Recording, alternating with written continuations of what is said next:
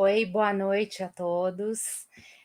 Tenho o maior prazer de dar início ao primeiro congresso de neurociências da primeiro congresso da Liga Acadêmica de Neurociências. A gente vai ter uma programação aí de uma semana toda, falando sobre vários assuntos, recebendo gente muito gabaritada, muito referenciada para falar sobre esses temas. Espero que vocês aproveitem. Aproveito para apresentar, então, a Liga Acadêmica de Neurociências, é um grupo de estudantes coordenado por mim, eu sou a professora Nádia Shigaev, e nós temos alunos de várias formações, de vários cursos da graduação, e a nossa intenção é promover conhecimento em neurociências e compartilhar. A gente teve uma experiência no passado muito interessante, com uma participação de pessoas aí do país inteiro e até fora do país, e espero que essa semana seja também muito proveitosa para todos nós. Muito obrigada pela presença de vocês. Bom dia, gente. Meu nome é Larissa Koralik, eu sou a presidente da ALANC e eu vou explicar bem rapidinho para vocês a questão da presença, que quando o formulário de presença estiver aberto, a gente vai avisar aqui na tela para vocês e vocês vão poder acessar pela descrição. A nossa palestra de abertura tem o título Neurociência e Inteligência Artificial e o nosso convidado é o professor Álvaro Machado Dias. Eu vou ler para vocês um resumo do currículo dele. Álvaro Machado Dias é professor da Universidade Federal de São Paulo, Unifesp, também é coordenador das linhas de pesquisa em tomada de decisão e neuromodulação do Laboratório de Neurociências Clínicas da Unifesp. Também é sócio da WeMind, escritório de inovação, e do Instituto Locomotiva de Pesquisa e Estratégia, entre outros. Então, agora eu vou chamar o professor Álvaro para seguir com a palestra. Olá, pessoal, muito boa noite para todo mundo. Queria começar agradecendo demais a oportunidade de participar desse congresso, é realmente uma honra muito grande. Em especial, queria agradecer a professora Nádia, é um convite muito generoso, eu estou muito feliz de estar aqui para discutir esse tema que ele é pouco comum na área, tá? Mas eu acredito que ele vai, no futuro, se tornar cada vez mais relevante, tá? Que é o tema da relação entre neurociências e inteligência artificial. Antes disso, queria só destacar assim, que eu fiquei muito impressionado e muito feliz com a escolha dos palestrantes e das palestrantes dos próximos dias. Eu olhei assim por cima, mas quem está no mesmo horário que eu, né, das 7 horas, então amanhã tem o Serafim, eu tenho vários artigos com ele que gostaria de recomendar muito. Depois, na quarta, tem o Malloy, o Leandro Malloy, é outro amigo que eu admiro demais, tem uns artigos incríveis e umas reflexões muito sensacionais, então vale muito a pena ver. Tem o Bertolucci, tem na sexta, tem muita gente bacana, e eu acho que assim é um congresso como poucos, no momento em que a ciência brasileira, mais do que nunca, está precisando de reforço, né? Eu acho que todo mundo entende isso, todo mundo que faz parte do circuito acadêmico e tem gosto pela ciência, não necessariamente precisa fazer parte, né, do ponto de vista formal, como alunos, mas quem tem interesse, quer aprender, sabe que a gente está num momento sensível e precisa louvar, precisa agradecer quem tem a força de vontade para fazer iniciativas como essa. Então, muito obrigado e meus parabéns sinceros. Então, eu vou começar com um ponto que é a neurociência, como se fala na narrativa convencional, tá? E convencional não quer dizer que ela é uma narrativa pobre, muito pelo contrário. A grande narrativa das neurociências. Por quê? Para a gente ver como a gente precisa ir um pouco além disso. E a minha experiência com essa grande narrativa, de fato, ela teve como momento mais alto da minha vida o meu doutorado. Eu fui orientado pelo Luiz Roberto Brito, que é uma sumidade na área de neurociências de bancada, de laboratório, na minha opinião, um grande gênio. Ele é médico, ele é cientista, ele é um professor como poucos, uma pessoa de uma generosidade incrível, e, entre outras coisas, ele dá uma das disciplinas que mais amedrontam as pessoas lá na USP, que é uma disciplina do ICB, na época ele dirigiu o Instituto de Ciências Biomédicas, e que todo mundo tinha medo. O tema da disciplina era o Candelzão, aquele livro que todo mundo aqui deve conhecer, né, que não é só do Eric Kandel, mas que ficou conhecido como Candelzão em função do Nobel do grande Eric, tá? Então, são as neurociências como um todo, né? E qual que é a narrativa básica? Bom, o cérebro é parte do encéfalo, assim como o cerebelo e o tronco encefálico. Ele é formado pelo diencéfalo e telencéfalo, tá? O primeiro, né, o diencéfalo é constituído pelo tálamo e hipotálamo, o telencéfalo pelos hemisférios cerebrais, né? Essa é a narrativa neuroanatômica, né? Ela se abre para um segundo tipo de narrativa mais funcional. Então, o tálamo é um núcleo integrador de impulsos nervosos, processador, temperatura, sono, junto com a fonte, mais um monte de coisa. O hipotálamo tem papel endocrinológico fundamental, regula o sistema autonômico, etc, etc, etc. Os hemisférios cerebrais são fundamentais para o processamento abstrato, cognição social, regulação afetiva, etc, etc, etc. Aí a gente tem toda a organização dessas partes. Bom, as diferentes seções do tálamo, com os famosos núcleos talâmicos, aqui eu estou vendo gente já tremer do outro lado. Núcleo geniculado, que a gente aprende quando estuda visão, organização do hipotálamo, com os corpos mamilares, quem lembra disso? O quiasma óptico, e a mesma coisa com o telencéfalo, né? Com o lobo frontal, parietal, temporal, occipital, etc, etc. E a gente vai entrando nessas divisões, e aí, obviamente, conforme a gente vai segmentando, chega no nível dos neurônios. O neurônio padrão, neurônio motor, sensorial, interneurônio, célula neuroendocrinológica, etc. Tal. A gente olha para um outro ângulo, aí a gente vê células piramidais, essas piramidais de Purkinje, etc, etc. E a gente soma astrócito, oligodendrócitos, microglias, célula de Schwann, os vasos sanguíneos de diferentes tipos. Isso antes de cair de maduro, né? Porque o negócio realmente vai muito longe, né? E a gente vai chegando dentro da comunicação celular, uma série de outros detalhes. Corpo de implantação, baía de mielina, nódulos de Ranvier, quem lembra dessas coisas, né? No plano das reações eletroquímicas, os canais de cálcio, bomba de sódio e potássio, e assim vai. Pois a má notícia que eu tive que incorporar, quando eu já sabia isso tudo, é que esse conhecimento que é fundamental, absolutamente fundamental, para a gente entender o que é o cérebro, ele é insuficiente para a gente, de fato, compreender o cérebro. É estranho. Então, olha só. Vamos pensar, por exemplo, em encéfalo, telencéfalo e diencéfalo. O que é isso? Do que a gente está falando? A gente está falando de onde as coisas acontecem.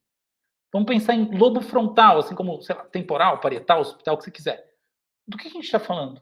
A gente está falando de onde as coisas acontecem novamente. Neurônios, axônios, dendritos. Do que a gente está falando? De onde as coisas acontecem novamente. E as reações neuroquímicas em si? Bom, daí a gente está falando de proxies para as coisas que acontecem. Espera, mas por que, afinal de contas, os neurônios são um grande onde, né? Por que as reações neuroquímicas são só uma proxy, por esse ponto de vista que eu estou colocando aqui? Por uma razão simples. Porque as tais coisas que acontecem nesse ponto de vista, elas não podem ser reduzidas a essas reações. Quer ver? Ó, se eu disser para você que existe um dispositivo de processamento biológico que processa essas coisas dessa maneira que eu acabei de descrever, com estruturas anatômicas, com uma série de reações químicas e tudo mais, vai ser possível você do outro lado dizer, claro, tá aí a base para a construção da cultura e da vida mental de cada um? Percebe como a resposta é óbvio que não? Óbvio que não. Pois esse é o ponto que a gente tem que ter em mente, é justamente o X da questão quando a gente fala nessa relação entre cérebro e inteligência artificial também. Isso não é só uma questão sobre o que é a mente, no sentido da mente não ser o cérebro, tá? Ou melhor, da gente tratar do ponto de vista epistemológico, quer dizer, do ponto de vista do conhecimento, a mente como distinta do cérebro. Não é só isso. A questão é que as agendas comuns da inteligência artificial e das neurociências, assim como os pontos em que há uma inflexão e cada caminho, enfim, leva a um tipo de conhecimento, a um tipo de especialização, e aí e os esforços que estão sendo feitos para criar essas pontes, sobretudo para aproveitar o conhecimento das neurociências na inteligência artificial, tem tudo a ver com esses problemas difíceis, esses hard problems, que estão, assim, na ideia de que a gente não consegue descrever do ponto de vista da compreensão o que é o cérebro humano a partir das suas estruturas e mesmo das suas reações. Então aí a gente tem dois níveis de tratamento para essa questão, tá? Para esse esse X da questão que está na relação entre cérebro e inteligência artificial e também está na relação entre cérebro e mente. Então, o primeiro X da questão é um X da questão que eu vou chamar de distal e o segundo de proximal. Então, o que quer dizer distal e proximal neste contexto? Todo mundo entende distal, está longe, proximal está perto. Mas aqui nesse contexto é um pouco diferente a discussão, tá? Existe uma tradição na área da biologia evolucionária de falar em causas distais e causas proximais. Causas proximais, por exemplo, então vou dar um exemplo, qualquer coisa poderia ser, sei lá, depressão. As causas proximais da depressão são francamente desconhecidas, mas a gente tem algumas pistas. Na verdade, depressão não é bem isso. A depressão é uma via final, tá? Muita coisa produz depressão. Parkinson produz depressão, Alzheimer produz um monte de coisa, produz depressão. E então, depressão tem esse aspecto sindrômico complexo. Mas vamos dizer assim, existem alguns caminhos mais típicos para a depressão. Um caminho típico no Ocidente é a presença de duas cópias da versão curta, a variante curta de um polimorfismo chamado HTTP-LPR, que modula o transportador pós-sináptico serotonina, tá? Pós-sináptica é o seguinte, a gente tem um negócio chamado núcleo da RAF, que faz a síntese da serotonina a partir do triptofano, o aminoácido que a gente ingere, sobretudo de alimentos proteicos, e aí esse processamento vai atingir os neurônios do córtex. Então, ele é depois dessa primeira sinapse dele, ele vai atingir lá na ponta os neurônios, interneurônios e etc. e tal, do córtex. Então, essa disponibilidade da serotonina, ela é regulada, entre outras coisas, por um transportador que, por sua vez, tem o seu comportamento modulado por variações genéticas, a gente chama isso de polimorfismos. Então, um polimorfismo desse tipo curto, ele aumenta a vulnerabilidade. Se a pessoa sofre eventos específicos, em momentos específicos da vida, tá? Que sobretudo quem trouxe isso é um cara chamado Caspi. Então, por exemplo, o que a gente chama de insulto, que pode ser tanto um trauma psicológico quanto físico, no final da infância, começo da adolescência, a chance de manifestar depressão depois aumenta muito. Eu falo aqui de depressão maior, tá? Esse papo de depressão como se fosse manifestar a depressão como se fosse uma doença em si, em qualquer contexto, está completamente errado, tá? Todo mundo fica deprimido, todo mundo em algum momento, ou quase todo mundo tem depressão no sentido que o DSM vai definir, que é um tempinho assim e tal. Acontece que não passa disso, você fica lá 3 meses, 4 meses, você volta, por exemplo, numa situação de perda muito grande, sobretudo mais velho, tá? Gente com mais de 70 anos, se olhar a estatística de quem já passou por pelo menos um episódio de depressão, é altíssimo. Mas existem as pessoas que, de fato, mudam o contexto todo e elas continuam com aquilo, elas têm a depressão maior, assim, muitas vezes, inclusive, não respondem a remédios, é um problemão. Então, esses casos que você tem associação do gene com eventos ambientais, eventos existencialmente relevantes, ambiental é uma palavra fria, né? Mas existencialmente relevantes, formam as causas proximais da depressão. Então, a pessoa tem depressão por causa disso. Até uma curiosidade, eu falei no Ocidente, por quê? Porque se a gente faz a genotipagem da população ocidental, a quantidade de pessoas que têm essa variante polimórfica que aumenta a chance de ter depressão é maior do que no Oriente, enquanto a taxa de depressão é maior no Ocidente. Então, as coisas também não são muito simples, justamente por causa do efeito do ambiente. Mas vamos lá para o que importa, essas coisas todas, são o gene, a experiência de vida e tudo mais, o seu corpo, isso é causa proximal. Outra pergunta mais complexa, ou melhor, outra pergunta mais filosófica mas por que raios existe depressão, não é mesmo? Porque pensa bem, está provado que a depressão maior diminui a chance de se ter filhos. Então, a transmissão genética das variantes é mais baixa, tá bom? Do ponto de vista das pessoas que manifestam a doença. Isso aí é fato, isso não é hipótese. A questão é que o gene, quando não está nesse contexto de manifestação, ele pode não ter características negativas, na verdade, ele pode ter até características positivas, tá? Então, isso é uma nova discussão. Por que esse gene se mantém no pool genético da espécie e não é eliminado?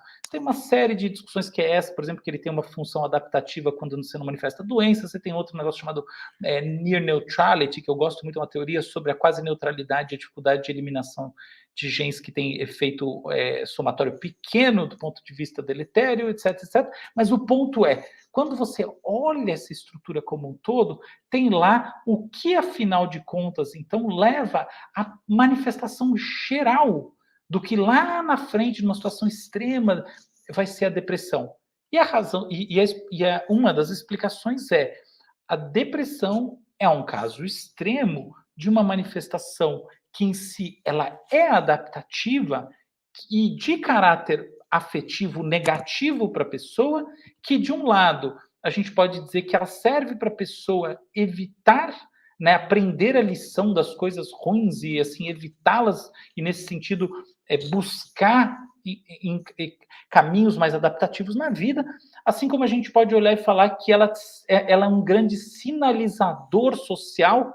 O que existe uma discussão muito grande se existe seleção de grupo, mas a gente pode dizer, independente da seleção de grupo, que funciona dentro das famílias. Então, assim, na hora que você tem uma mãe que sinaliza, por exemplo, com a depressão pós-parto, que é muito comum, aquele estado de melancolia, você tem a busca da alocação energética no investimento do investimento parental do pai. Então, essa visão bem tradicional de família, essa visão evolucionária, que em geral é bem careta, tá? Isso a gente sabe que as famílias hoje em dia são muito mais do que isso, ainda bem.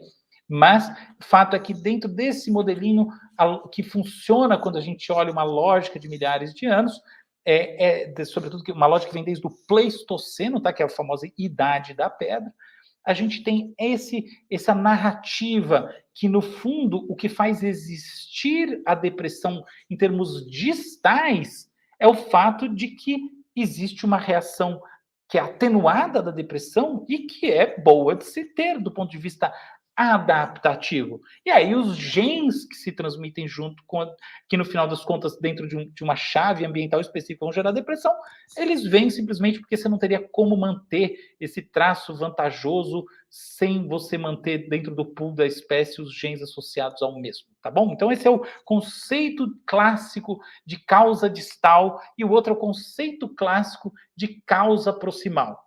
Pois eu falei um monte de coisa sobre o cérebro e como ele funciona, a neuroanatomia, tudo que eu aprendi com o meu querido Luiz Roberto Brito e outros grandes mestres. E falei que isso aqui, que ainda falta uma peça, algumas peças. E eu falei da peça distal. Pois a peça distal é a seguinte, veja bem, ela tem que ser pensada na seguinte base. O cérebro gasta muita energia, todo mundo sabe isso. O custo metabólico é insano, sobretudo dentro de um ambiente de pressão seletiva, de gente precisando se virar, custa, né? Então, por que, afinal de contas, você vai ter um negócio desse? Se é segurar aqui em cima uma estrutura frágil desse tamanho. Então, uma resposta, que eu acho que é uma resposta muito importante, é a seguinte: o cérebro, ele é simplesmente um tipo de processador, entre outros, que faz basicamente o seguinte: coloca o organismo em alinhamento com o futuro. Ou seja, qual é, no final das contas, a razão de ser do cérebro? A razão de ser do cérebro é o futuro. Por que a razão de ser do cérebro seria o futuro? Porque você não tem nada para fazer em relação ao seu passado. Né? Viva com ele. O seu presente, curiosamente, é um tempo que, do ponto de vista do sistema nervoso, ele quase que não existe. Tá? Existe até uma discussão interessante: quanto tempo dura o presente? Essa é uma pergunta que já foi respondida, tá? São alguns milissegundos do ponto de vista da chave fenomenológica, né? Da janela da experiência que a gente tem. E ela está muito ligada ao funcionamento da memória de trabalho. Pessoas com mais memória de trabalho sentem um presente mais longo. Tem coisas muito interessantes aí. Mas o que importa é o quanto você consegue fazer de coisas nesses milissegundos que são relevantes para a sua sobrevivência. Nem tantas. Esquece a ideia de que você viu a cobra, pulou e etc. Não, que é o famoso, né, o do sistema autonômico. Para que serve o sistema simpático? Vê a cobra, você pula, o exemplo clássico. Não. O negócio é o seguinte: o ser humano faz muito mais do que pular quando vê uma cobra. Isso aí todo mundo faz. O que o ser humano faz é planejar o futuro, tá? Todo o desenvolvimento do sistema executivo, afinal de contas, não é isso que a gente aprende, que serve ao planejamento. O que é essa história toda? É, em última análise, criar acoplamentos em relação ao futuro que vão maximizar, ou pelo menos vão aumentar a chance de sucesso adaptativo. Tá, e sucesso adaptativo é um conceito que a gente usa do ponto de vista evolucionário para falar em reprodução, em capacidade de alocar recursos, né, sobretudo recursos escassos, alimento, proteção, etc. e tal, mas é muito mais do que isso hoje em dia. Pode ser assim, o que é adaptativo para mim é ter excessos e etc. Cada um tem a sua onda, né? Mas o fato é que, seja qual for a sua, existe essa lógica, que é que você está o tempo todo num acoplamento com o vir a ser, como dizia o Heidegger, né? A gente está nesse movimento cuja fenomenologia do tempo presente é uma abertura ao tempo futuro. Então, a função do cérebro principal é esse momento futuro, porque é lá que é isso que você pode fazer para você acoplar melhor a sua energia. E como é que você faz para se acoplar ao tempo futuro? Bom, existem eu gosto de pensar em apenas 3 grandes módulos de explicar isso. E esses 3 grandes módulos estão dentro de uma única chave, que é a chave da intencionalidade. Ou seja, como é que você se adapta ao futuro? Você se adapta fazendo investimentos energéticos. O que são investimentos energéticos? Você põe a sua intenção, aquilo que você tem em você, para algum lugar. Então, uma maneira de fazer isso é a seguinte, olha só, imagina que você está com sede, tem um copo de água que está aqui do teu lado, você está com sede, e você pensa assim, nossa, vou tomar essa água. Você não precisa nem pensar, você estica o braço, pega a água e toma. Depois que você tomou a água, a vontade de tomar água, ela desaparece. E junto com ela, toda a inclinação intencional para pegar a água. Ou seja, o que acontece na prática? Você tinha um estado na sua mente, você mudou uma coisa no mundo, tá? Você corrigiu um estado do mundo. Como é que você corrigiu esse estado do mundo? Você pegou a água que estava ali fora no mundo e botou ela dentro do seu organismo.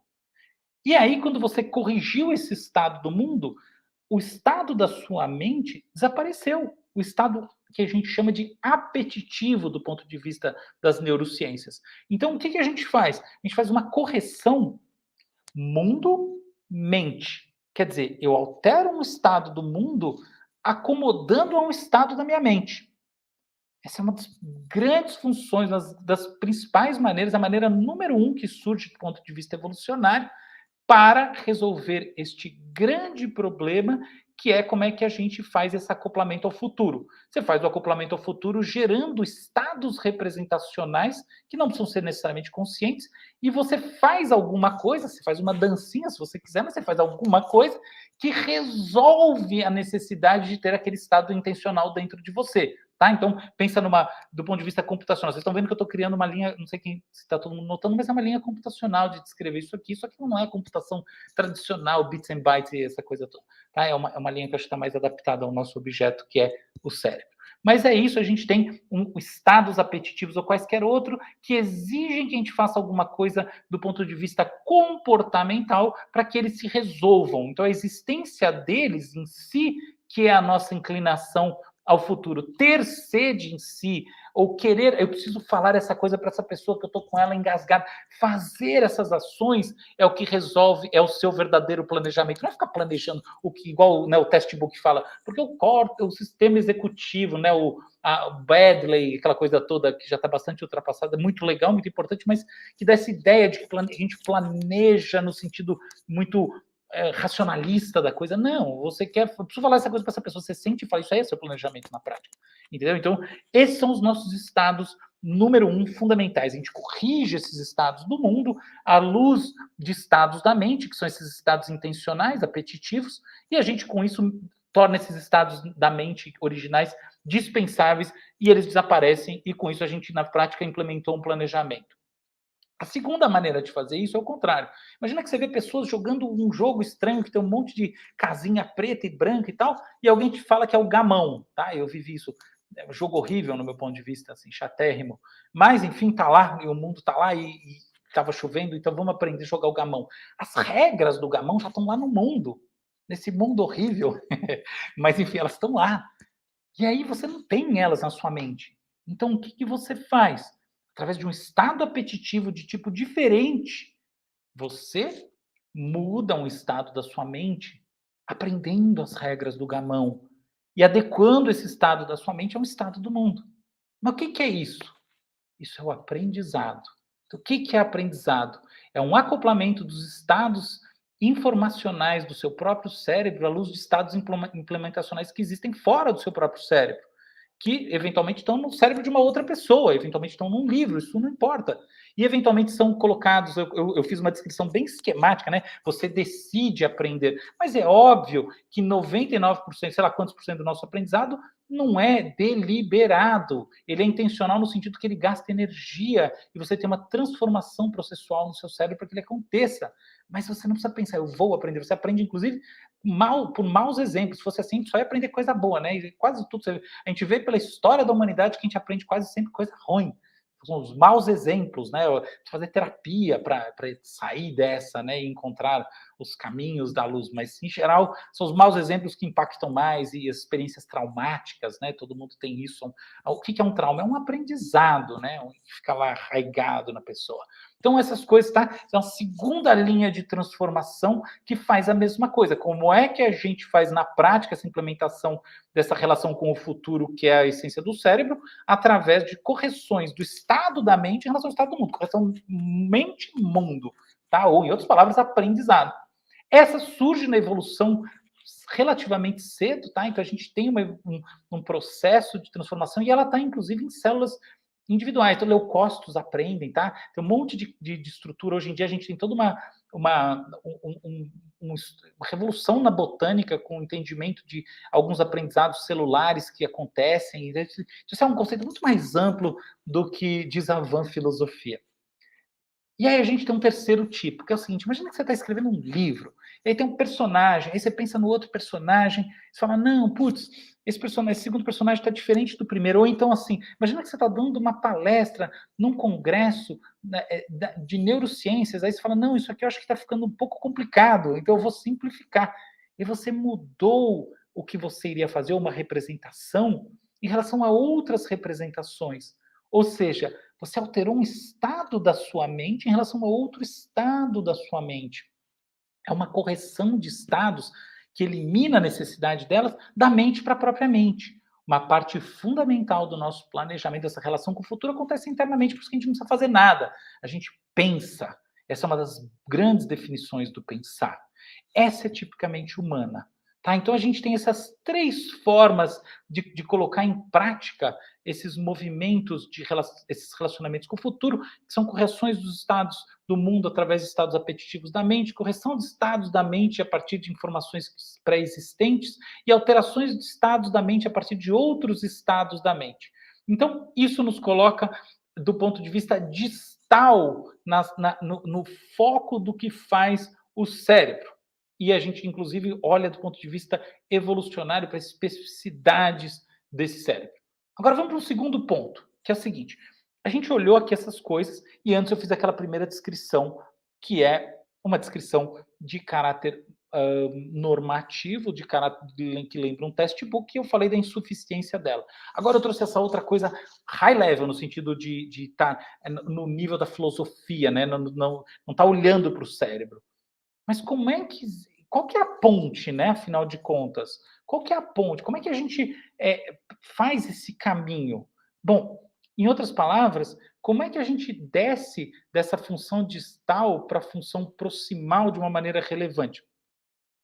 Bom, primeira coisa é o seguinte: a gente tem que dar mais um passo nesse modelo de transformações de estados, tá? Que transformação de estado, a propósito, é essencial na teoria da informação. Então, esteja você pensando numa modelagem computacional de cérebro humano ou qualquer outra modelagem de cérebro humano não computacional, no final das contas isso vai ser muito importante, tá? Mudanças de estado.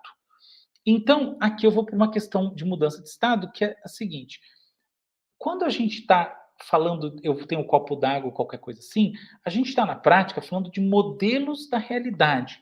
Quando eu falo assim, um modelo da realidade, não precisa ser um modelo do mundo, tá? Visão de mundo ou qualquer coisa assim. É um modelo da realidade que está implementado, inclusive, no aprendizado tácito, que enfim, do qual eu faço uso para pegar o copo que está aqui num negócio que, etc. Tal, eu sei que esse copo é delicado e então eu preciso ter um pouco mais de cuidado, se quebrar vai ser um problemão, até porque é o copo de estimação da minha esposa. Então, brincadeira, não tem copo nenhum do meu lado. Mas é isso aí, a gente tentar, modelos de realidade podem ser modelos pequenininhos, pode ser modelos grandes.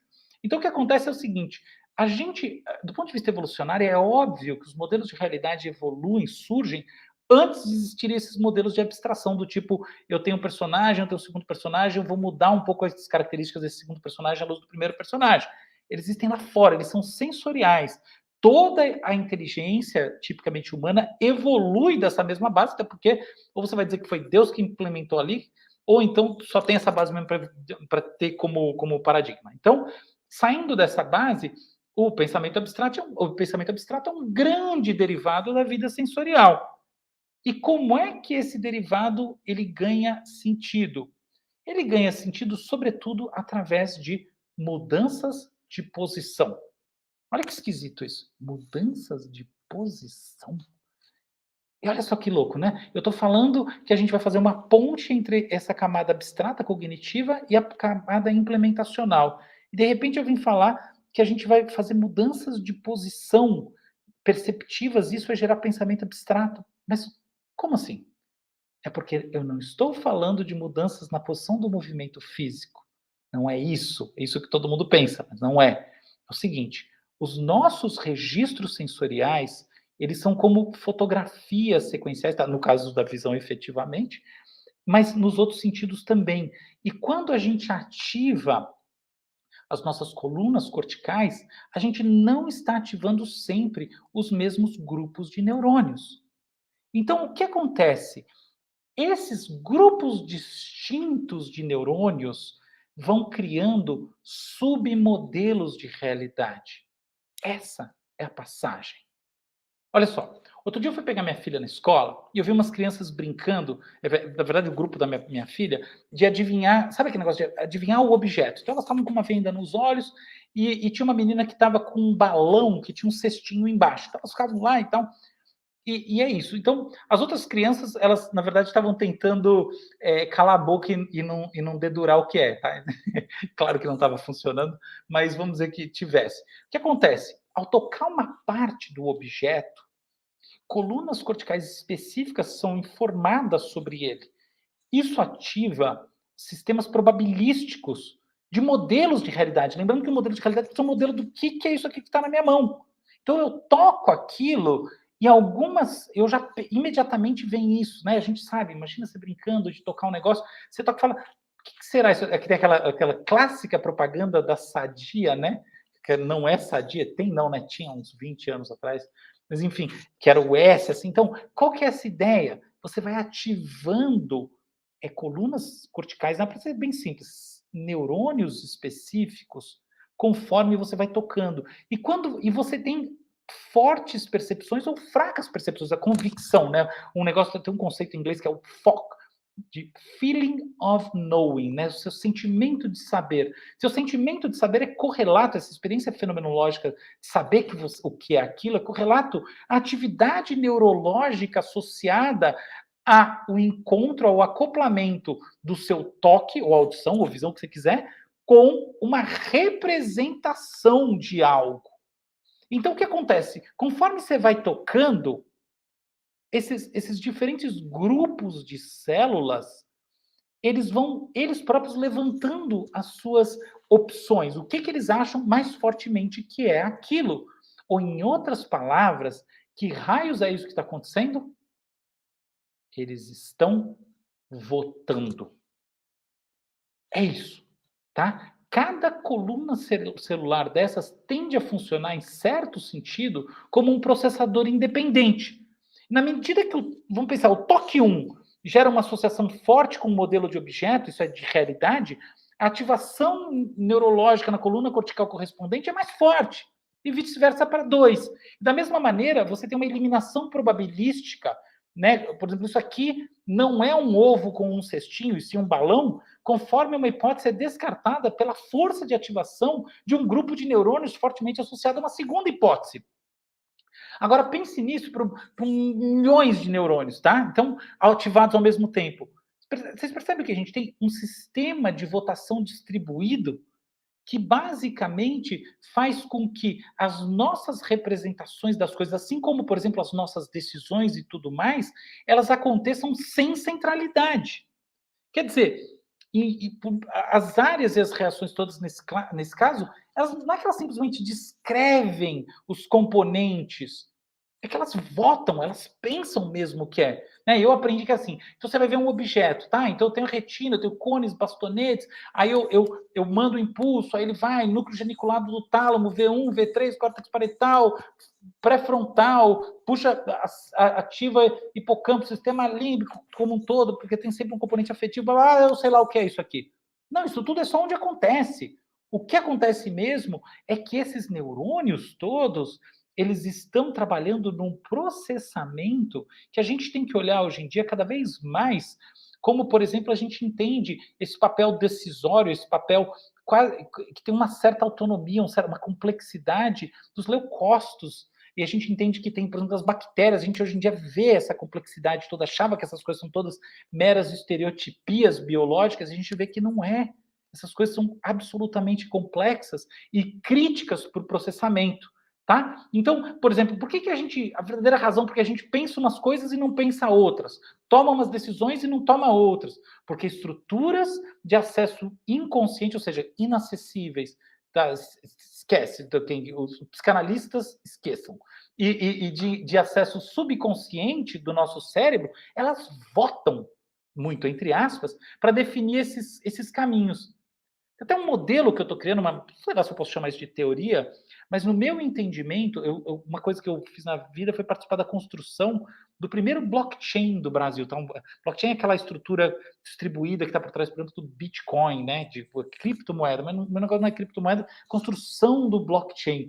E eu, talvez influenciado por isso ou não, mas eu vejo uma semelhança muito grande entre o modelo de votação específica que vai gerar a fenomenologia da experiência a partir dessa atividade celular e vai, assim, resolver o grande desígnio do cérebro, que é se orientar ao futuro através dessas correções que ele faz de um estado apetitivo para o mundo, do mundo para o estado apetitivo, a partir de modelos distribuídos típicos do blockchain, tá? Então, especialmente um modelo chamado DPoS, Delegated Proof of Stake, que é um modelo em que você tem delegados, que são, nesse caso aqui, grupos celulares mais importantes. Quando a gente olha, por exemplo, as redes de associação do cérebro, e a gente vê, né, quando a gente analisa os grafos do cérebro, tem um cara muito interessante fazendo isso, fazer isso há 20 anos, continua, que é o Laszlo Barabasi. Quando a gente olha aqueles grafos do Barabasi, etc e tal, o que a gente está vendo, na verdade, são grupos de células que mandam mais que outros grupos de células, que lembram uma internet, e, na verdade, lembra a estrutura de validação ou formação de consenso num blockchain. Então, é assim que a gente resolve esse ponto, na minha visão, tá? Então, quer dizer, o que importa? A gente não tem um homúnculo lá dentro, a gente tem um mulherúnculo lá dentro, tá? A gente tem um sistema de votação e ele só existe porque os neurônios individualmente são processadores muito poderosos que estão fortemente envolvidos individualmente nos modelos de formação de realidade, ou seja, de todas as coisas.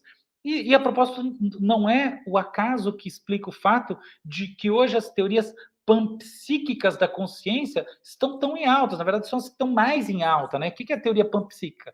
É a ideia de que a consciência está em quase tudo, tá? Qualquer célula do nosso corpo tem algum nível de consciência. Parece papo de hippie, né? Pois não é. Pois se quem olhar com precisão o debate que está acontecendo nesse momento sobre a consciência, eu até estou com uma coisa preparada aqui sobre isso, que eu acho que vai virar uma série, essa batalha da consciência, como eu ando chamando, está vendo que o braço panpsíquico, ele é um braço que basicamente está ganhando a briga, tá? Então, nos vários senões, nas várias demonstrações empíricas. Pois o lance esquece o consciência no sentido tradicional, só pensar que existe um poder de processamento muito grande e uma representatividade nesses modelos de votação, que na verdade são modelos probabilísticos de o que são as coisas, que são dados nas diferentes esferas. Esquece que a coisa só precisa chegar lá no córtex pré-frontal para ela ser alguma coisa, senão sem isso aí a gente não é nada, não é assim que funciona, tá? Pois, qual que é a grande questão? O último ponto é que esses modelos, não precisam ser todos criados do zero, todas as vezes que a gente vai lidar com alguma coisa que é baseada em baixa informação, tá? Pelo contrário, modelos auditivos informam modelos táteis em situações novas. Modelos auditivos e táteis informam modelos abstratos e assim por diante. Ou seja, não é só que a gente... Que raios é isso que está acontecendo? Aí diferentes grupos de células vão estar implementando partes de diferentes modelos probabilísticos do que é essa realidade, e aí vai ganhar uma. Não é só isso.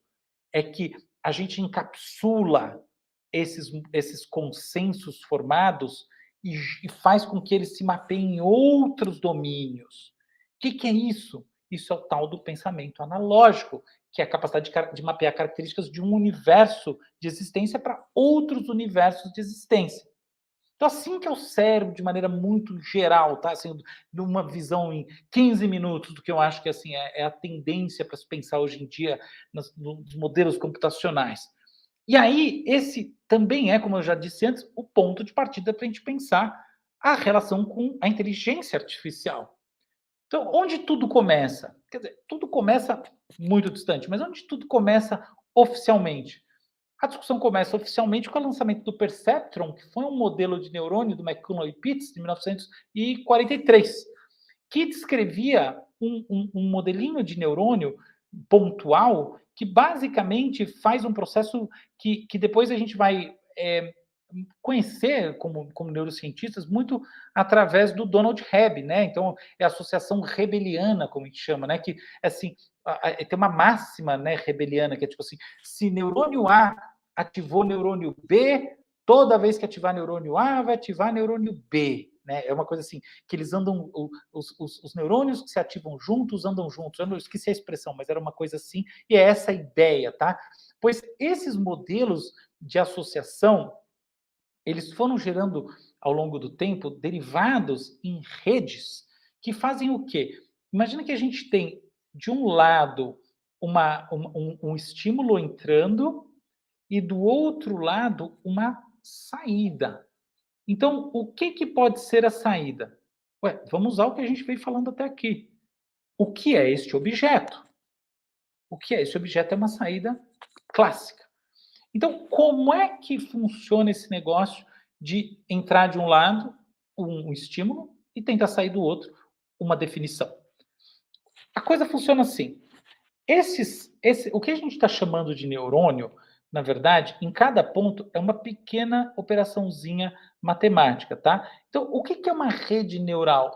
Rede neural, na prática, é uma regressão logística meio vitaminada, meio metida a besta, assim. Eu tenho sócio que acho que é um gênio, na minha opinião, o maior nome do Brasil nisso, é um privilégio, sócio dele, que é o Eduardo Oda, da WeMind, é a verdadeira cabeça, né, aqui nesse assunto, e ele fala isso com muita simplicidade e cria alguns dos sistemas de machine learning mais sofisticados que eu já vi na minha vida. Então, eu posso dizer o mesmo sabendo 1/10 do que ele sabe. Mas é isso que é mesmo, tá? Então, são modelinhos probabilísticos que vão identificar características, igualzinho os sistemas de votação que eu estou falando, que vão identificar características desse objeto, e aí, a partir da probabilidade combinada, vão dizer o que o objeto é. Na prática, é isso, reconhecimento de objetos, tá? Então, machine learning aplicada à visão, né, que é um dos campos mais importantes. Todos os outros são iguais.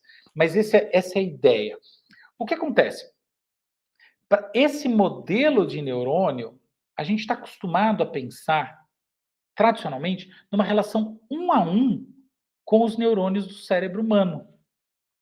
Mas isso está errado. Não tem nada mais falso do que isso.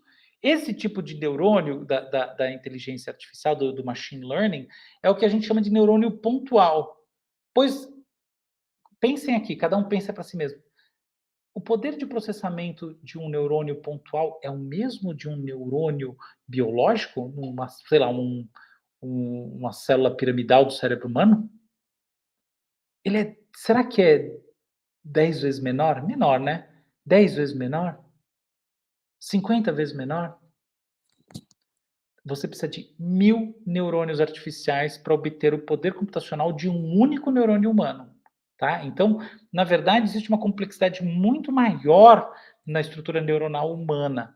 E a primeira coisa que gera essa complexidade é a estrutura das árvores dendríticas, que são extremamente ramificadas e cuja ramificação é relevante, o tamanho dos ramos é relevante para a própria transmissão. Tá? Então, e o segundo ponto é o papel modulador de muitas reações de neurotransmissores. Todo deve lembrar de quem mexe com neurociência mesmo, Pepsi, Pepsi, aquelas coisas de, né? Então você tem atividade inibitória e excitatória que não gera potencial de ação, né? Então você tem, no final das contas, uma série de processinhos sutis e eles vão realmente determinar, no final das contas, se vai ter disparo ou não, mas fundamentalmente o que importa é essa equação da modulação. Então, isso tudo está muito longe do que faz um neurônio artificial. Esse é o primeiro ponto. O segundo ponto é que o modelo de votação que acontece no cérebro, ele só acontece porque os neurônios todos do nosso cérebro não disparam ao mesmo tempo. Na verdade, eles disparam, né? E a gente tem convulsão. Então, veja, gente, entende? Tem essa discussão, eu acho tão engraçada essa discussão. A gente só usa 10% do cérebro. Quando perguntam isso, dá vontade de falar, talvez você só use, né? Você, em vez de perguntar bem, você não olhou no Google essa resposta. É óbvio que não. Óbvio que não tem sentido de carregar um monte de célula do ponto de vista biológico, geração atrás de geração em cima de geração, para usar só um pouquinho. Por que raio você não eliminou isso tudo, gastou menos energia, né? Então, o pensamento biológico básico, evolucionário básico, diz que você usa tudo. Mas a outra pergunta que importa, né? Mas você usa tudo ao mesmo tempo? Mas é claro que não. Né? E outra coisa associada, mas os neurônios estão todos associados uns aos outros? Quem já viu um modelo de rede neural artificial, né? Aquela coisa toda assim. Claro que não, claro que não. Então, existe um comportamento esparso de ativação seletiva que justamente gera a nossa capacidade de ser imunes, ou imune é a palavra forte, mas de ter uma certa resistência ao ruído que a gente não encontra nas redes neurais, que justamente tenha tudo ligado com tudo, e quando você liga o software, tá, as regressões vão acontecer no tempo real em tudo. É tudo ao mesmo tempo. Então, eis aí uma segunda diferença nesse nível intermediário entre a grande esfera e a esfera mais técnica mesmo, que mostra a diferença. E aí, finalmente, o terceiro ponto está na grande esfera. Finalmente, a gente chega lá. O que falta à inteligência artificial de maneira mais fundamental? O que falta é a capacidade de criar modelos de realidade. Por que precisa dos tais modelos de realidade? Porque, no final das contas, a gente só pode fazer pensamento analógico e, portanto, generalização se a gente tem modelos de realidade. Esse é o negócio. Então, por exemplo, como é que eu vou ensinar o que é ponte e depois falar para um algoritmo entender o que quer dizer que muita água já passou sobre essa ponte e isso querendo dizer que já aconteceram muitas coisas? Esse tipo de pensamento está muito longe da capacidade desses sistemas existentes, porque eles não têm esse primeiro elemento construtivo, que é o modelo de realidade que vai gerar o mapeamento analógico. E a hora que você perde esse modelo, o que você perde, em última análise, é a própria capacidade de fazer abstração. Então, quando a gente, por exemplo, são tantos pensadores, por exemplo, sei lá quem, o Johnson Laird, qualquer, que falam assim que o grande problema da inteligência artificial é a falta de um pensamento semântico, né? Ou, por exemplo, o modelo da sala chinesa. Quem puder dar uma olhada no modelo da sala chinesa, do John Searle, tá? É muito importante. Eu já explico o que é. Mas qual que é a lógica disso? A lógica, quando a gente fala que a inteligência artificial não tem uma semântica, é que a inteligência artificial não tem um agregador central de representação que permite ela mapear uma representação em outra. Porque a gente é assim, se ouve um barulho, aí você entende que depois disso o barulho era forte, aconteceu alguma coisa, outra vez você vê uma imagem forte, você entende que pode acontecer alguma coisa, você vai derivando. E a vida é esse grande processo de derivação, e se tem algum valor no aprendizado ao longo do tempo, é esse de você gerar como você já tem muitas bases generalizadoras, é como você já... Situações parecidas com essa eu já vi várias, aí você vai derivando, e eu acho que é isso que quer dizer experiência de vida, no final das contas. Pode querer dizer muito mais. Para as pessoas sábias, para as não sábias como eu, tem muito esse aspecto, assim. Então, a coisa vai, entende? Então, por exemplo, qual que é o modelo da sala chinesa do John Searle? O John Searle disse o seguinte, olha só, imagina que eu ponho uma pessoa dentro de uma sala, e essa pessoa vai receber um livro, e esse livro tem uma tradução, tá bom? Uma coisa escrita em chinês e do lado uma coisa em inglês. Então alguém vai perguntar para ela uma coisa em chinês e ela vai devolver uma coisa em inglês. Então ela vai aprender efetivamente o chinês. Agora imagina que em vez disso eu ponho dentro dessa sala tem uma máquina e tudo que essa máquina faz é associar um conceito ou uma palavra em chinês a uma palavra em inglês. E assim ela vai. É como um tradutor, por exemplo, hoje em dia, tá? Esta máquina, no final das contas, terá aprendido chinês se ela foi originalmente programada em inglês? A resposta é óbvio que não. E por que a gente sabe que a resposta é óbvio que não? Porque quando alguém falar qualquer coisa em chinês para essa máquina, ela não vai ter qualquer tipo de implementação que representa um modelo de realidade a partir daqueles inputs, daqueles símbolos ou palavras. E como é que a gente tem uma evidência clara disso? Porque se você tentar fazer qualquer operação, qualquer generalização a partir desse bloco de palavras, não vai acontecer. Então a máquina não aprendeu chinês. Então é isso que a gente vê claramente acontecendo nesse mundo até hoje. Tá? Isso foi descrito pelo John Searle há 20 anos atrás e permanece verdade. E está aí a limitação. E onde está a parte que não é limitada? Né? Onde está a parte dos grandes avanços do ponto de vista da proximidade com o cérebro humano? O grande avanço está no output. Por quê? Se a gente pegar os algoritmos de linguagem mais poderosos, por exemplo, o GPT-3 é um que é muito bom, tem um que é muito melhor, que é o UDAL, e assim por diante, a gente vai ver que esses algoritmos são capazes de fazer ações que lembram ações humanas. Por exemplo, The Guardian, né, a revista inglesa, publicou um artigo jornalístico feito pelo algoritmo. Claro que tratado pelos editores e tal, mas ele foi fundamentalmente escrito pelo algoritmo. E parece um artigo humano, assim, básico, tá? Não é um negócio criativo, mas tem um quê de humano? Então, o output é parecido. Acontece que o processo não é. Então, olha que interessante. Você fala assim, peraí, mas agora bagunçou tudo. Porque eu estou entendendo que o negócio é totalmente diferente e de repente você vai me falar que o resultado é o mesmo. Então, eu não estou nem aí se o lá no meio é diferente. O que eu quero é o resultado. Porém, eis aí o grande porém. A grande questão é que as aproximações que são feitas, elas são cheias dos chamados erros catastróficos.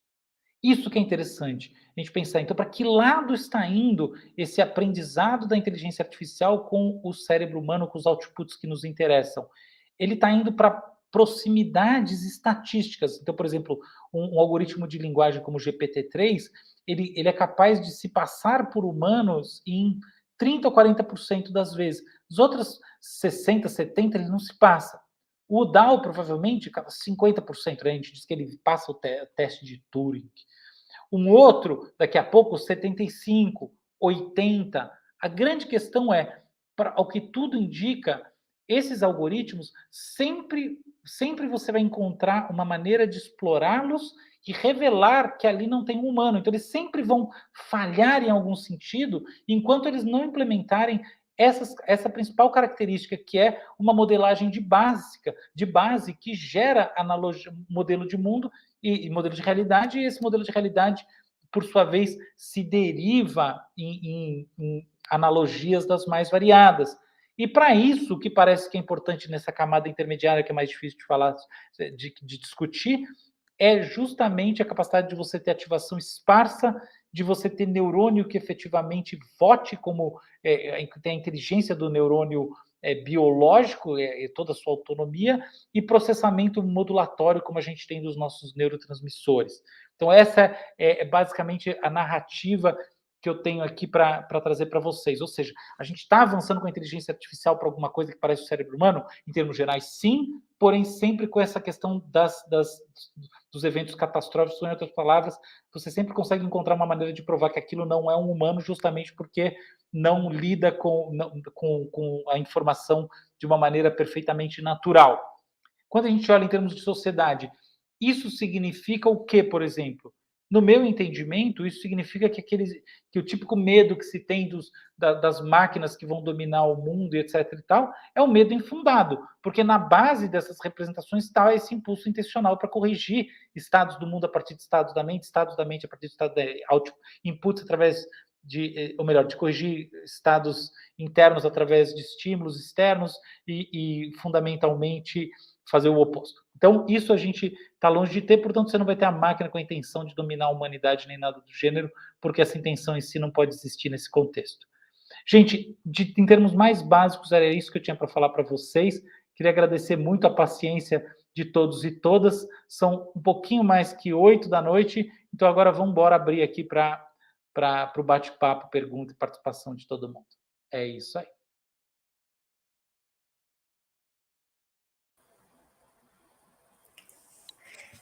Muito bom, professor, maravilhosa a sua fala. Queria até já te dizer que assim, tiveram muitos elogios no chat, as pessoas estão acompanhando, a gente está aí com uma média de 400 pessoas online com a gente acompanhando a sua fala e a gente já tem várias perguntas. Então, vou pedir para o Railan começar a soltar as perguntas aqui para a gente poder fazer esse bate-papo. Maravilhoso, eu que agradeço. Então, tá bom. Então, a primeira pergunta é uma pergunta da Tamires Aureliano. Tamires, você veio para me fazer sofrer, né? É isso, né? Então, tá aqui na maldade, né? Porque trouxe uma pergunta muito legal, muito bacana, dificílima de responder. Qual seria a relação da neuroplasticidade com a inteligência artificial? Bom, existem 2 níveis de resposta para isso. A ideia de 2 níveis de resposta é o maior truque, né? Tudo tem 2 níveis de resposta. Proximal e causal, qualquer coisa assim, né? Hegel já falava isso. Mas aqui, de fato, a gente tem 2. Primeiro é o seguinte, quando a gente está falando de uma rede neural, tá? E em particular hoje em dia o que está na moda é o Deep Learning, que são redes com um monte de neurônio, a gente muda os pezinhos dos neurônios conforme o treinamento. Então, por exemplo, eu vou caracterizar um modelo bem simplesinho, que é um modelo no qual a gente faz o que se chama de aprendizado supervisionado. Então, por exemplo, assim, eu quero que esse algoritmo identifique pessoas. Então, eu vou colocar um sisteminha que vai pegar imagens de pessoas que estão previamente classificadas por humanos e vai alimentar esse algoritmo, tá bom? Então, ele vai ler aquelas fotos de JPEGs. E tem humanos ali no meio, e claro que eu vou botar mais uma série de estímulos. Como eu tenho um classificador ali naquela própria imagem que vai dizer para mim, eu posso botar uma palavra, tag, humano e não humano, depois que o sistema viu o que é, ele cuspiu ali, ele deu como output, isso aqui é um humano, se é um humano mesmo, ele vai receber uma informação que na prática vai funcionar como um feedback positivo. Ele vai reforçar aquilo que ele já está fazendo, que na prática significa o processamento matemático que acontece em cada unidade de cada processadorzinho desses, vai ser reforçado, quer dizer que é mais difícil você mudar. Se ele identifica aquilo que não é humano como humano, então ele vê uma motocicleta como humano, vai acontecer o contrário. Então aquilo vai se enfraquecer. E aí ele vai buscar, por quê? Porque cada elementozinho desse está buscando alguma coisinha naquela imagem para processar. Curvinha, o isso, aquilo, a luz, uma série de coisas, muitas delas, na verdade são várias ao mesmo tempo. Tá? Cada nódulo desses, né, cada neurônio pontual desses, trabalha com vários elementos ao mesmo tempo do ponto de vista dos pixels que compõem a imagem, e a gente nunca consegue dizer quais são, pelo menos na maior parte das vezes, porque os modelos são o que a gente chama de caixa preta. O famoso sei lá o que ele está processando, não dá para saber. Hoje até tem uns que dão, mas também aí ele funciona muito mal. Então, em geral, não dá para saber. Mas é isso, eles estão lá processando essa coisa. E aí, portanto, conforme você vai alimentando esse negócio, isso chama-se treinamento, essa rede neural vai ficando mais esperta. Então, ela vai sofrendo uma plasticidade que é igual à do cérebro. Esse é o modelo 1. Existe o modelo 2. E esse que é o caso 2, que é muito mais complexo, que é o seguinte: quem nunca ouviu falar do caso da pessoa que teve uma lesão qualquer e aprendeu a usar de uma maneira, por exemplo, teve uma lesão, o fruto de um AVC, qualquer coisa assim, e aprendeu a usar o seu cérebro de maneira diferente. Ou então, quem nunca ouviu falar do fato de que pessoas que têm problemas de visão, sobretudo cegos, têm atividade neurológica aumentada em outras áreas do cérebro que não o córtex occipital. Depende do tipo de visão, né? Não importa que de lesão que gerou, mas vamos assumir o caso clássico, paradigmático, top-down. Todo mundo ouviu falar disso. Quem nunca ouviu falar que quando você faz um esforço de aprendizado, você tem plasticidade neurológica, sobretudo até uma determinada idade, mas hoje em dia a gente sabe que a vida inteira você vai aprendendo, sim, você vai tendo neurogênese, e mais do que neurogênese, você vai mudando esses pesos desses neurônios. Quem se lembra do fato de que uma das coisas que levou o Eric Kandel a ganhar o Nobel, em 92, né, se não me engano, foi, ou 2002, já esqueci. Você vê que eu não sou um adepto da memória, né, que é o forte do Kandel, mas enfim, uma das coisas que levou, acho que 2002, de certeza, o que levou o Kandel a ganhar o Nobel foi o fato de ele mostrar que existe atividade gênica no hipocampo, na formação de memórias relevantes de longo prazo, atividade nos chamados colaterais de Schaffer, C3, não sei o quê, e isso gera, portanto, algo que só para as pessoas que não sabem, quando a gente fala atividade neurológica, a gente está falando de fisicalidade mesmo, a gente está falando aqui de aminoácido, tá? A gente está falando de uma reação do ponto de vista neuroquímico fortemente relevante. Pois essas coisas todas são plasticidade cerebral num nível que não tem nada a ver com uma rede neural artificial, porque ela é fixa. Isso muda tudo. Sabe por que isso muda tudo? Porque o contexto no qual a plasticidade conta mais é o contexto do neurodesenvolvimento. É o contexto no qual, através da educação e da cultura e de um programa genético que está sustentando isso tudo, o cérebro vai se transformando. Quem aqui conhece o efeito Flynn? Desde o final do século XIX, o QI vem aumentando. Por que o QI vem aumentando? Porque as estruturas educacionais de processamento de informação, entre as quais fundamentalmente as educacionais, vêm se transformando. Isso é a neuroplasticidade na prática. E isso não tem nada a ver com o que faz a inteligência artificial. Então está aí sua resposta. Como elaborar uma IA tomando como base como fazer isso de maneira mais sustentável? Eu, eu acho que assim, eu não sei se eu concordo com a pergunta, tá? Se a gente deve falar em sustentabilidade.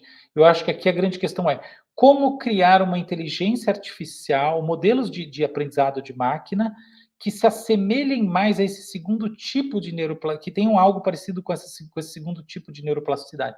Você pergunta para mim que funciona mais, tá? E para mim a resposta é simples. A gente tem que, de alguma maneira, fazer a rede neural artificial evoluir, tal como a rede humana. Se ela já nasce pronta, ela já nasce congelada. Parem para pensar o seguinte: na natureza, espécies que amadurecem mais rápido são espécies que aprendem menos. Uma das grandes características do ser humano é o neurodesenvolvimento atrasado, ou, perdão, demorado. É isso que caracteriza o humano. O investimento parental monstruoso durante década ou mais para que se forme uma pessoinha. É isso. Por que o bebê humano nasce tão dependente? Simplesmente porque, sei lá, a evolução não quis se dar o trabalho? Claro que não. É porque essa falta de capacidade de se adaptar sozinho ao mundo, sozinha ao mundo, é justamente o reflexo da porosidade à transformação neuroplástica do cérebro através da informação, em outras palavras, do aprendizado. É isso. Então, no final das contas, o que a gente precisa?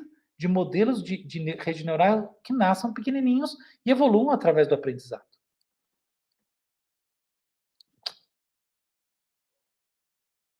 Próxima.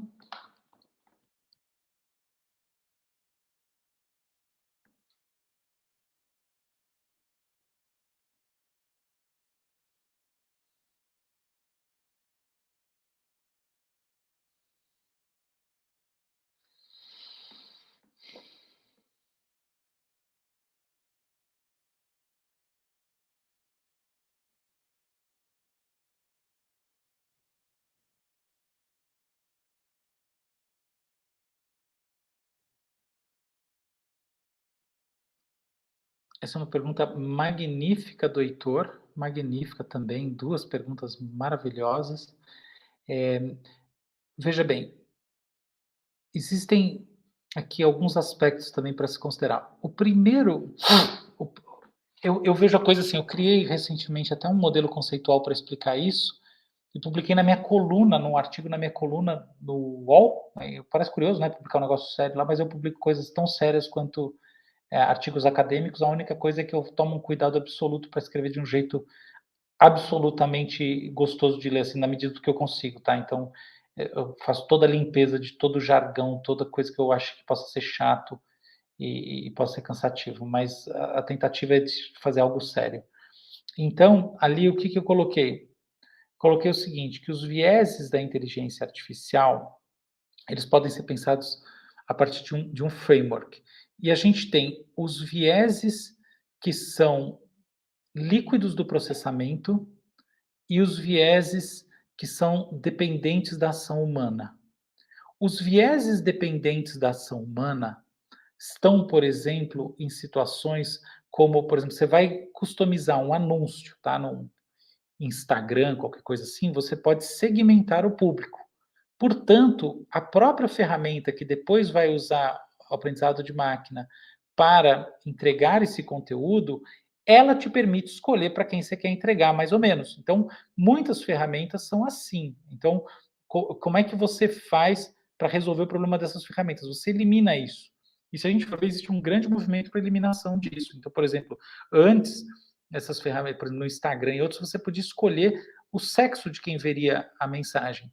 Hoje em dia não é mais possível, é possível escolher e dar faixa etária, eu acho, eu não lembro direito, mas acho que é faixa etária, região onde mora e interesses, tá? Então, você vai reduzindo um pouco isso. Aí, do outro lado, a gente tem os vieses líquidos do processamento. Os vieses líquidos do processamento, quer dizer, são os vieses que emergem diretamente no processamento do aprendizado de máquina. A gente aí tem dentro dos vieses líquidos do processamento um tipo principal que ele é dado pelos conjuntos de treinamento enviesados. Então, por exemplo, nesse caso que você está falando, Heitor, em outros, o que acontece é que o GPT-3 foi treinado com um grande volume de informações e dentro desse volume de informações, estatisticamente, posições enviesadas e preconceituosas têm relevância. Esse é o ponto, entendeu? Então não é o algoritmo que é falho, mas é o conjunto de dados usado no seu treinamento. Então, nesse caso, prioritariamente, o que é preciso fazer é auditar os conjuntos de dados. Eu até estou participando da discussão sobre o PL 2120, né, que é o Marco Civil da Inteligência Artificial. Quem quiser ver, eu tenho um site que é alvaromachadodias.com.br, tem lá, eu fiz conjunto de discussões que saiu na Rádio Nacional, né, saiu naquela coisa do Brasil, né, todas as rádios e tal, que, enfim, é sobre isso e outras mais. Eu fiz uma num portal de direito, que agora eu esqueci o nome, e essa semana também tem outra. Então, são discussões sobre como é que a gente regula esse mercado, né? E uma coisa importante para se fazer é você trabalhar com auditabilidade dos dados que vão servir de conjuntos de treinamento para os algoritmos, tá bom? Isso está dentro do que eu chamei de vieses líquidos do processamento. Por quê? Porque eles estão líquidos, eles estão imersos no próprio processamento do aprendizado de máquina. Aí, no meu ponto de vista, no meu esquema, eu separo os vieses líquidos em 2 tipos. Um que gera apoio decisório, o outro que gera decisão.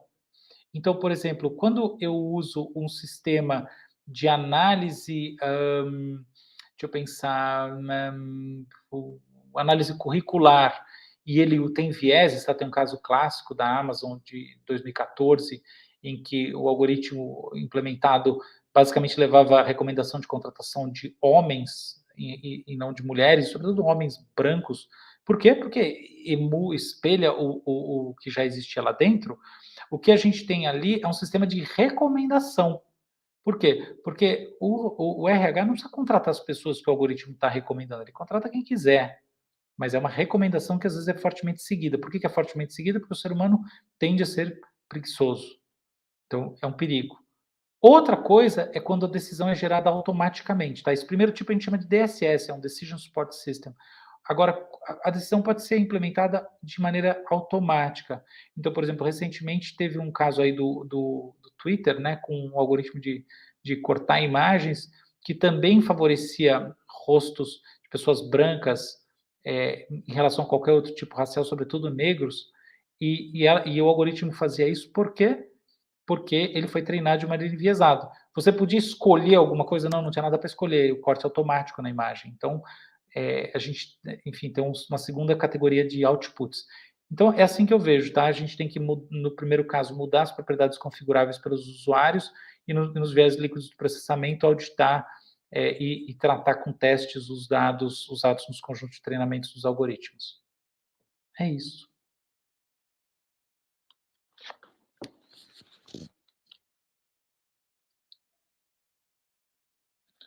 Muito interessante, Lucas. Lucas, sobre essa questão, eu diria o seguinte: há um cenário, sem dúvida, tá bom? Então, isso para mim e é um cenário que, na minha visão, ele é um cenário muito ligado à ideia do Frankenstein, tá? Curiosamente, o Frankenstein, no romance original, né, da Shelley, que era adolescente na época, não se chamava Frankenstein, tá? Então isso é uma adaptação aí que, enfim, surgiu ao longo da história, mas existe essa ideia, né, no imaginário humano desse ser que não está vivo, no caso ali a alusão é cadavérica, aqui no caso ela é sintética, né, lembra muito A Pele que Habito, do Almodóvar, na minha visão, quando eu penso nessas coisas, aquela ser coberto de um negócio branco estranho, mas enfim, existe esse imaginário, e o que existe no nosso imaginário, no meu entendimento, existe no nosso mundo real, porque, afinal de contas, o nosso imaginário é o mundo real, né? Porque tudo que a gente vê e processa está sendo, vamos dizer assim, tem esse véu da consciência entre nós e a coisa em si. Então, no final das contas, essas são as coisas em si. E esse imaginário, ele caminha para que lógica? Uma lógica que a gente chama de singularidade, que é uma lógica na qual os humanos vão pensar igual às máquinas. Para isso, do ponto de vista processual, de etapas e avanços, a gente com toda certeza teria que mudar a lógica sobre como funciona a inteligência artificial. Então, por exemplo, o Elon Musk tem essa empresa, ele investe nessa empresa chamada Neuralink e diz que vai botar uma prótese no cérebro, se comunicar com a internet. Ah, mas não vai mesmo, do jeito que está, isso é mais uma das grandes jogadas de marketing, ótimas jogadas para trazer buzz e, no final das contas, ajudar muito aí nessa construção toda da persona.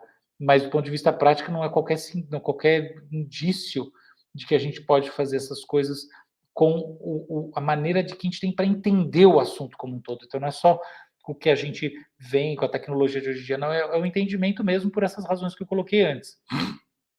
Existe uma outra questão que eu acho que é importante, que é o seguinte: a empatia, em especial, ela tem uma corporeidade. O que, que isso quer dizer? A gente não processa. Quando a gente olha no campo da cognição social, a gente tem dois grandes subdomínios. O domínio da teoria da mente, que é a capacidade de prospectar a intencionalidade dos outros, e o domínio da empatia, que é uma experiência de sincronicidade fenomenológica que, em geral, se expressa no corpo.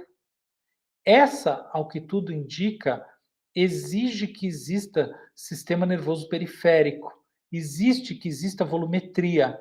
Hoje em dia, quando a gente fala em inteligência artificial, a gente está fundamentalmente falando de software, tá? Então, é a ideia do brain in a vault, né? Que é uma ideia clássica dos anos 70, que se discutia muito se o cérebro isolado do corpo ele tinha capacidade de processamento fenomenológico, né?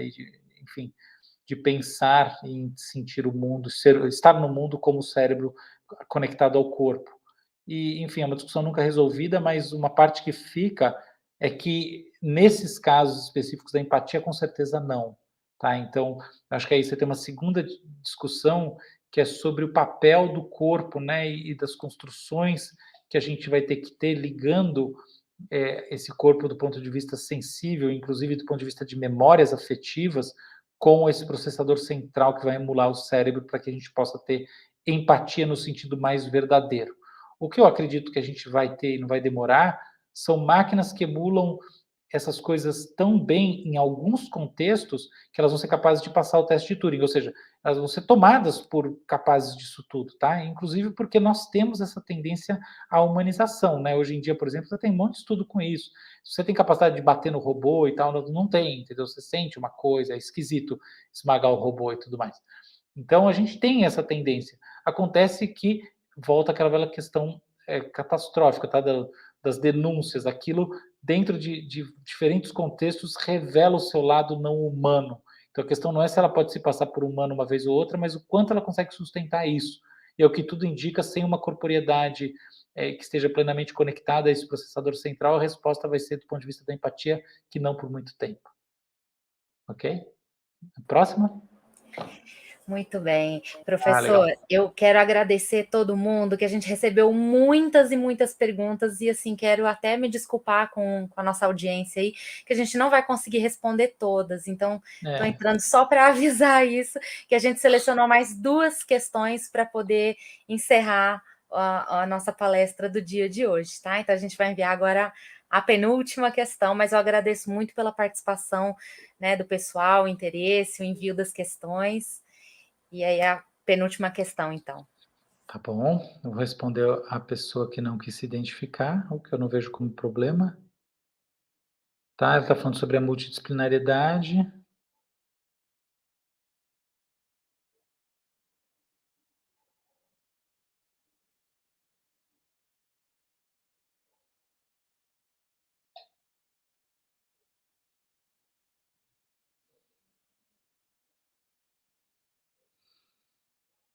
Muito legal essa pergunta, muito bacana mesmo.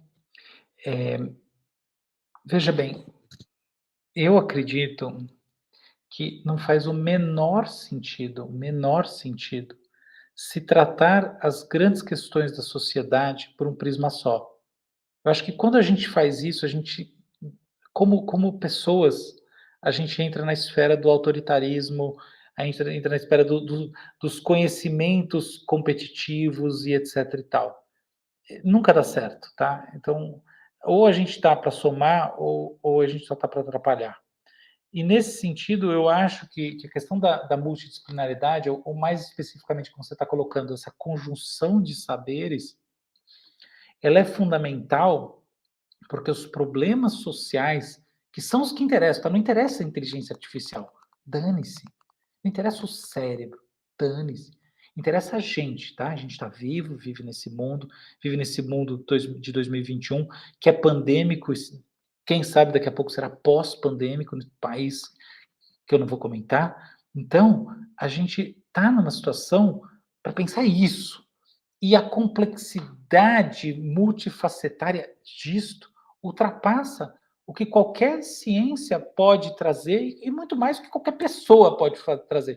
Então, minha resposta em relação a essa provocação muito legal é que mais até do que dizer, olha, do ponto de vista da multidisciplinariedade, o importante é estudar como os vieses da tomada de decisão entram aqui junto com essa coisa da computação e essa outra das neurociências, é pensar assim, essas pessoas todas que são formadas, que seguiram caminhos diversos, precisam se encontrar. E a gente tem que co-criar. Porque é isso. E o que eu vejo que está faltando muito no Brasil é diálogo.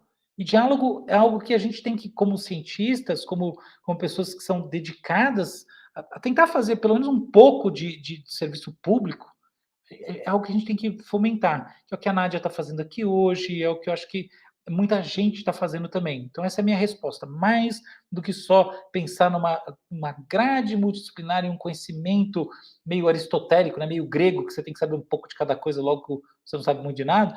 O importante é aceitar que as pessoas que pensam por caminhos completamente diferentes podem trazer para esses debates todos pontos de vista valiosíssimos. Eu falo isso muito olhando no espelho, porque eu tive dificuldade de conseguir fazer isso. Eu sempre fui uma pessoa muito centrada naquilo que eu estudo, que eu acredito, e ir atrás. E hoje em dia, não. Hoje em dia eu sei que não. Eu participei há pouco uma live lá que eu entrevistei, dialoguei com o Fernando Meirelles, o cineasta, e eu poucas vezes na vida eu vi tanta humildade, e na verdade poucas vezes na vida eu aprendi tanto. Eu vi ali visões sobre a consciência, sobre o momento atual, sobre a nossa missão aqui, que ultrapassaram tanto aquilo que eu podia imaginar, que eu não tenho nem o que dizer. Então, eu acho que esse é o caminho é agregar, trazer as pessoas, não querer ser o dono da multidisciplinaridade, mas trazer ela através das pessoas bem intencionadas para construir aí um momento legal para a gente, para todo mundo. Tá bom? Samuel,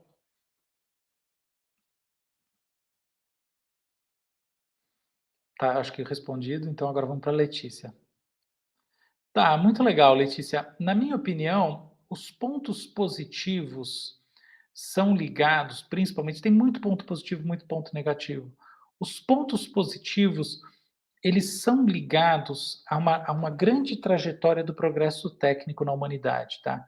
Quem trabalha muito bem isso é o Steve Pinker, né, que é muita gente aqui deve conhecer, que é um psicólogo, filósofo, linguista, neurocientista, o que vocês imaginarem, lá de Harvard, sobretudo é um grande intelectual desses que transcendeu as áreas, e ele vem muito, ele vem defendendo que a gente está num momento de um novo iluminismo. Então, apesar de que é muita provocação, né? Porque esse mundo desabando, na cabeça dele a gente está muito melhor do que a gente já esteve no passado.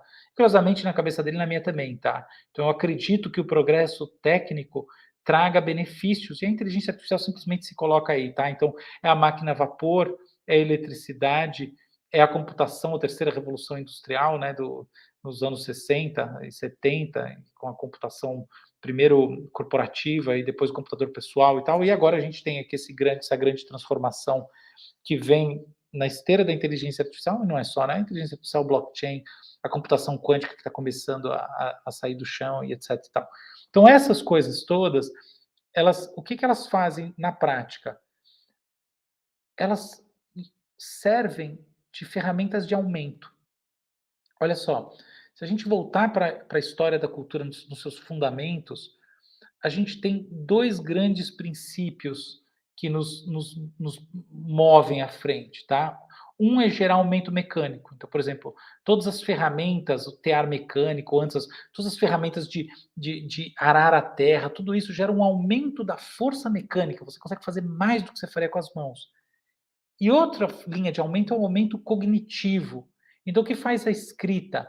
Ela fundamentalmente permite, nos seus momentos mais básicos, transmissão assíncrona de informação e registro, memória de longo prazo fora do cérebro.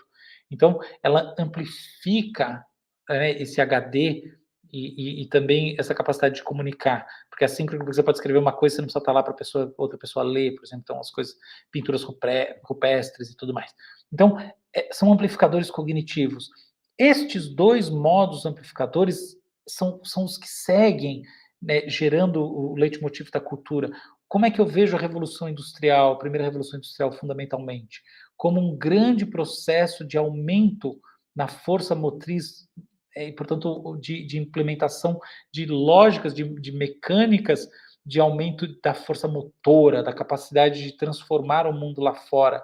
Como é que eu vejo a terceira revolução industrial, então, portanto, o momento em que a gente tem aí o surgimento e a generalização do uso subsequente do uso da computação nas empresas e depois o PC, né, o computador pessoal, como amplificação cognitiva, assim como a máquina de escrever, assim como um monte de coisa, né? O que é isso? Qual que é a evolução das escolas? Parte dessa mesma linha da evolução cognitiva. E onde entra a inteligência artificial? Nesse mesmo balaio. Então, ela é aumento da nossa capacidade de transformação do mundo do ponto de vista cognitivo. O que é cognitivo? Você não age diretamente sobre o mundo, não é transformação. Você tem um estado interno, né, da máquina e já muda o mundo, é um estado interno em relação a outro estado interno, então você vai sofisticando esses processamentos até que você tem um output que é muito mais preciso e importante. Então, é isso. E isso daí, para mim, sem dúvida, gera o quê? Maximização no uso das nossas capacidades, maximização do uso das capacidades presentes no mundo, e isso na prática se traduz para o aumento da riqueza geral produzida, né, do PIB da humanidade e capacidade de explorar dimensões do mundo e até coisas fora desse planeta que antes não existiam. Isso é positivo. Existe um aspecto que vem junto, que é os dois aspectos. Um primeiro, que é meramente contingente, que é o seguinte: toda revolução técnica, tecnológica, gera um desacoplamento funcional, e isso se expressa do ponto de vista profissional. Então, por exemplo, a revolução, a grande revolução, na prática, quando a gente fala de digitalização hoje em dia, a gente está falando que tudo virou e-commerce. Então, o que, que acontece? O que aconteceu nesses últimos anos? Caixeiros viajantes se tornaram obsoletos, né? Tiveram suas profissões tornadas obsoletas. Não faz mais sentido você vender as coisas. O comércio de rua, em parte, está sofrendo isso. E assim por diante. Então, essas transformações são contingentes. No meu entendimento, é óbvio que elas são para melhor, porque se elas não fossem, aí, nesse sentido, eu acredito nas forças do mercado, ainda que eu sou muito suspeito sobre elas, mas nesse sentido eu acredito. Assim, é óbvio que se fosse ruim, não tivesse no interesse da maioria, não prosperaria, né? O e-commerce não prosperaria. Ninguém compra usa o iFood ou qualquer coisa por causa de uma força de mercado extrínseca, né? Por causa da publicidade. Não é, não. Isso é mentira. Todo mundo está afim de clicar no botão e chegar um negócio em casa, né? Mágico quando toca a campainha e é uma comida, né? Quem nunca sentiu essa coisa? Meu Deus, que coisa mágica. Pois é, e é mesmo. Então é isso aí. Isso é bom. Acontece que tem um outro lado que não é meramente contingente, que é o seguinte: conforme a evolução técnico-tecnológica acontece, em qualquer era e nessa também, o jogo de forças do ponto de vista geopolítico muda.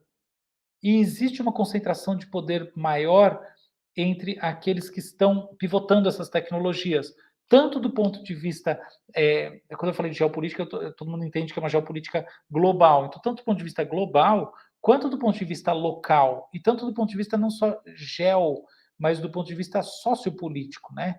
Então, a gente vê, por exemplo, que hoje em dia os grandes bilionários são do mundo da tecnologia, isso e aquilo, e é o que quente, é o hot topic de todos os lados. Mas na prática, o que a gente vê também acontecendo é uma série de iniciativas valiosas, poderosas, importantes, que têm muito valor caindo em desuso, se tornando, sendo esquecidas pelas pessoas, práticas culturais interessantíssimas. Então, o mundo perde muita coisa por causa desse tipo de processos também. É obrigatório perder? Não, não é, tá? Então, esse não, o fim da profissão de caixeiro viajante é mal necessário. Esse outro não é, mas acontece que na prática, o fato dessas tecnologias evoluírem num mundo que fundamentalmente é desregulado e dentro de microcosmos igualmente desregulados, torna isso uma realidade quase que incontornável. Então, tá aí o problema da coisa, tá? Então, o que a gente vê na prática? Aumento da desigualdade, aumento da simetria entre salários de CEOs do resto da população da humanidade, concentração, né, de novo, a polarização China-Estados Unidos fortíssima, tudo isso tem a ver com a evolução da inteligência artificial. Né? No Brasil, a gente vê aí a gente realmente abraçando o papel de meros consumidores desse futuro, ainda que o Brasil seja muito forte em tecnologia, tá? É um mito que o Brasil é fraco. A questão é que ele é fraco nesse tipo de tecnologia. O Brasil é uma maravilha de tecnologia digital, tem um monte, e tem, a tecnologia aérea, tem várias áreas que o Brasil é muito bom. Nessa, não. Então, como essa está pivotando aí a transformação técnico-tecnológica da humanidade, a gente acaba sofrendo mais, ou tendo mais chance de sofrer. Mas é isso, tá? Então, eu acho que tem esses dois pontos a se considerar. Tá bom? Queria agradecer a Letícia e aproveitar para agradecer todo mundo aí que teve paciência de escutar até agora.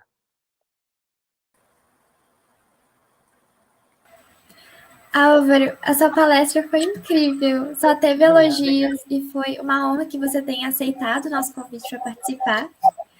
E para os que estão assistindo, o formulário de presença está aberto aqui na descrição e vai ficar aberto até 15 minutos após o encerramento. Muito bem. Também agradeço demais, Álvaro. Foi uma palestra realmente incrível e abrilhantou aí a abertura do nosso congresso, né? Reforço que tinham mais muitas perguntas bastante boas que a gente podia render muito tempo discutindo, mas infelizmente a gente tem a limitação do tempo, né? E aí a gente precisou fazer uma seleção. Mas, de qualquer forma, foi uma palestra muito rica, com conteúdo bastante produtivo, né? Acho que foi muito curtido pelo pessoal, né? Muitos elogios.